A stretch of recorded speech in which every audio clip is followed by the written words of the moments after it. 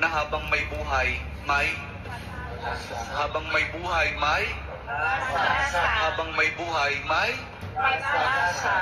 pagsubok. Dahil tayo katiwala ng Diyos, binibigyan din niya tayo ng iba't ibang klase ng pagsubok.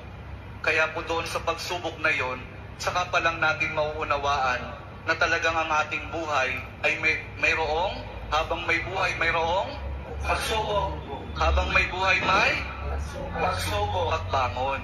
Huwag niyong hayaan na kapag meron kayong pinagdaraan ng pagsubok, ay hindi kayo babangon.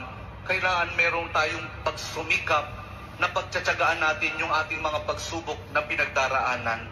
At kapag mayroong pagsubok at mayroong pagbangon, saka pa lang natin mauunawaan na talagang ang ating buhay na habang may buhay, may pagbangon. Habang may buhay, may pagbangon. Pag-ibig. Ang pag-ibig na nagmumula kay Jesus lamang sa ating mahal na pong Jesus Nazareno. Dahil doon, kapag naunawaan natin itong mga bagay na ito, na habang may buhay, may pagsubok, may pagbangon at may pag-ibig na nagmumula lamang kay Jesus, saka pa lang natin mauunawaan at matatanggap na talagang habang may buhay, may